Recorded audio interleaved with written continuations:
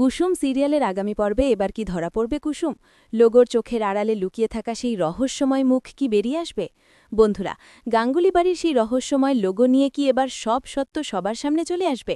যে চোখ দুটো নিয়ে এতদিন এত জল্পনা কল্পনা চলছিল, সেই চোখের অধিকারিণীকে খুঁজে বের করতে ঈশান কোনো বড় পদক্ষেপ নিল? ঈশানের এই মাস্টার প্ল্যানে কি কুসুমের সব জারিজুরি ফাঁস হয়ে যাবে? আজ কুসুম সিরিয়ালের পর্বে ঘটতে চলেছে এক অবিশ্বাস্য ঘটনা। ভিডিওটি এক মুহূর্তের জন্য মিস না করে একদম শেষ পর্যন্ত দেখুন, কারণ আজ রহস্যের শেষ দেখে তবেই আমরা ছাড়ব। সিরিয়ালের আজকের নতুন ধামাকা প্রমোতে আমরা দেখতে পাই গাঙ্গুলি বাড়িতে একজন দক্ষ স্কেচার বা ছবি আঁকার লোক এসেছেন।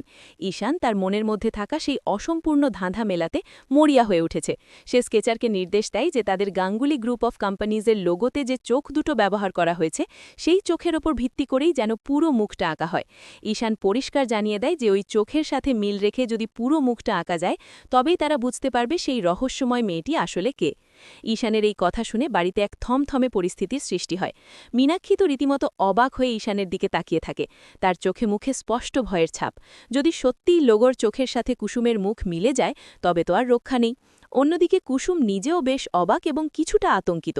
সে কি বুঝতে পারছে যে ঈশানের এই কৌশলে তার পরিচয় আজ সবার সামনে ফাঁস হতে চলেছে? কুসুম কি পারবে কোনোভাবে এই স্কেচ বা ছবি আঁকা বন্ধ করতে?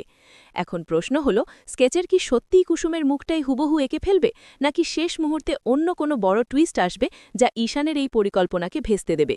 মীনাক্ষী কি আড়ালে গিয়ে ছবি আঁকার লোকটিকে কোনোভাবে প্রভাবিত করবে? আর যদি কুসুমের পরিচয় সবার সামনে চলে আসে, তবে গাঙ্গুলি পরিবার কি তাকে আপন করে নেবে, নাকি নতুন কোনো বিপদ ঘনিয়ে আসবে কুসুমের জীবনে? আপনাদের কি মনে হয় বন্ধুরা? ঈশানের এই বুদ্ধিদীপ্ত পদক্ষেপ আর কুসুমের ধরা পড়ার ভয় নিয়ে আপনাদের মতামত আমাদের কমেন্ট করে অবশ্যই জানান।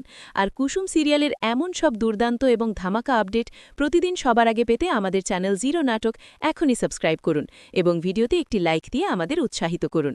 দেখা হবে পরবর্তী ভিডিওতে। ধন্যবাদ সবাইকে।